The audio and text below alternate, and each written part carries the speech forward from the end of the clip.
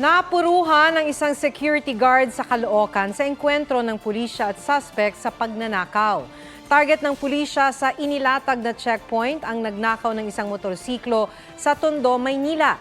Isa sa mga pinarang motorsiklo ang sinubukang makalusot at tumumba ng pigilan ng isang pulis.